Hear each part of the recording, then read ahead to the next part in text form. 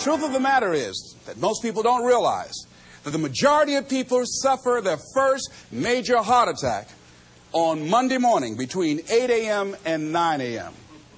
People getting ready to go to jobs that they don't like, jobs that are making them sick.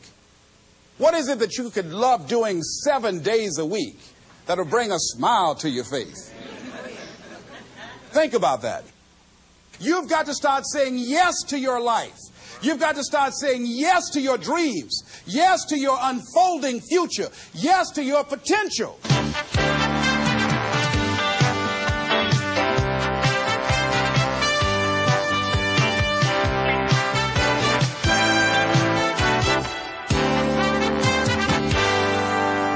Les Brown's business is changing lives. He touches thousands of people each year. He talks to Fortune 500 companies and to personal development groups about how to find success and fulfill your dreams. In essence, his best message is himself, because Les Brown knows what it is to have come up the hard way. Les and his twin brother were adopted at the age of 6 weeks by Miss Mamie Brown, a single woman with little money and a big heart. The boys grew up in the low-income area of Liberty City outside Miami, Florida. In the 5th grade, Les was mistakenly labeled EMR, educably mentally retarded, and he became a child nobody thought would amount to anything. After making it through high school, Les set out to prove them wrong. He started on the radio, moved to Ohio, and made himself a local star as a fast-talking disc jockey. He soon became an influential community spokesman. Then he ran for the Ohio State Legislature, where he served 3 terms and became chairman of its Human Resources Committee. Les Brown is now a nationally acclaimed motivational speaker who's taught thousands of people the techniques he's used to overcome the obstacles he's faced in his own life.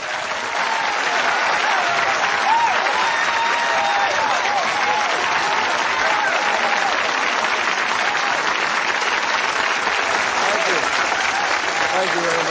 Thank you. You guys look like you're ready. Repeat after me, please. This is my decade. This is my decade. You know, every year I used to say, this is my year. But ladies and gentlemen, one good year won't be enough for me. How many of you can use a good decade? Raise your hands, please. Fantastic. All right, now, here's what I want to do. I want to share with you how you can begin to make this your decade.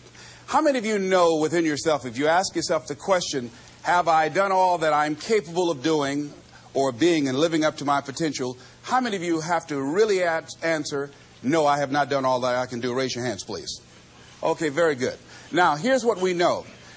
That people don't do what they know in life, but what they do is they operate within the context of the vision they have of themselves. So what I want to share with you is how to begin to get a larger vision of yourself and how to begin to make this your decade. Because in order to do that, it's going to be very challenging. It's going to require a lot of work on your part, an ongoing process of personal and professional self-mastery. And it's going to require that you begin to see yourself worthy of the requirements in terms of effort, in terms of commitment, in terms of action, in terms of preparation, or whatever it is that you need to do in order to take your life where you want to take it. So one of the first things I ask you to do is I want you to look at your life right now and think about something that's important to you, something that gives your life a sense of value. Think about something that you'd like to have, or something you'd like to create for you or your family or for society. I want you to hold this thought in mind. Now, one of the first things I want you to do is don't worry about the inner conversation that you're going to have. Don't worry about how you're going to do it. That's going to come. You're going to develop a plan of action. You will find the way. You'll become the kind of person that can attract the people, the resources, and everything you need in order to make that become reality. But I want you to be mindful of your inner conversation. I remember once I was sitting in an audience, and Zig Ziglar, who I consider one of the greatest motivational speakers on the planet, he was giving a speech. And I was out in the audience, and I saw him going back and forth. And within myself, I said, I'd like to do that. I can do that. And I leaned over to the guy next to me. I said, how much do they pay him to do that? And he said, $5,000. I said, I know I can do that. And I admired him. And then On the way home, when I was driving from Tampa, Florida, back to Miami, Florida, my inner conversation kicked in. And it said, Les Brown, you can't do that. You don't have a college education. Les Brown, you can't do that. You don't have the money. You don't have the contacts. You've never worked for a major corporation. What makes you think that you can make more in 1 hour talking than you've made working for a whole month? Now, I want to ask you a question. How many of you have ever thought about something you wanted to do and you talked you out of it? Raise your hand, please. That inner conversation, ladies and gentlemen, is the reason that most people take their greatness, take their ideas to the graveyard with them. You know, the wealthiest place on the planet, a minister said recently, and it was so true, is not the gold mines in the various areas of the world or the diamond mines. The wealthiest place on the planet is the graveyard. Because in the graveyard we will find inventions that we never ever were exposed to. Ideas, dreams that never became reality, hopes and aspirations that were never acted upon. Because most people allow that inner conversation, for whatever reason, to keep them from ever pursuing their goals. So let us begin to look at what's required in order to make this our decade. Why is it that most people don't ever reach their goals or live up to their true potential? One is fear. And there are only two kinds of fears that we're born with. The fear of falling and the fear of a loud sound. All other fears we learn, like the fear of failure. The next is the fear of success. That's one of the major challenges I had to deal with.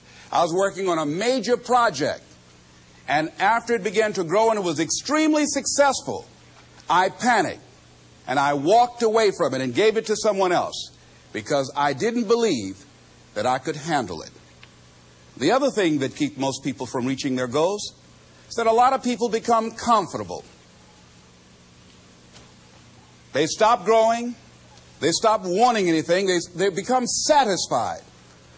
They stop looking at ways in which they can improve themselves. They stop putting things in front of them. I was reading something by a great man, George Bernard Shaw.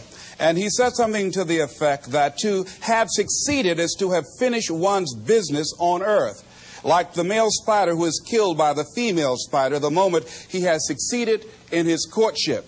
And he goes on to say, I like a state of continual becoming with a goal in front and not behind.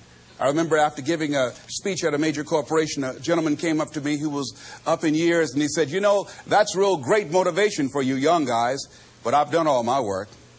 There's nothing else for me to do. I said, oh, yes. You've got a lot to give. You have a lot to offer. The fact that you're still here means that your business is not through yet. The other thing that keeps us from reaching our goal is not feeling worthy. That's where a lot of people get stuck. Because, see, when you don't feel worthy of your goal, you will begin to unconsciously engage in self-destructive behavior, like procrastinating, constantly putting things off, squandering your time, and that's what life is made of. Something else that keeps us from reaching our goal, and that is many times because we spend so much time complaining and blaming everybody or everything. I'm reminded of a friend of mine who talked about the fact that one day he was walking by this house and some people were sitting on a porch, and there was a dog on the porch. And this dog was just moaning and groaning. So he was curious, and he asked the owner, he said, why is this dog moaning and groaning? And the owner said, because he's laying on a nail. He said, well, why doesn't he get off? He says, it's not hurting bad enough for him to get off. How many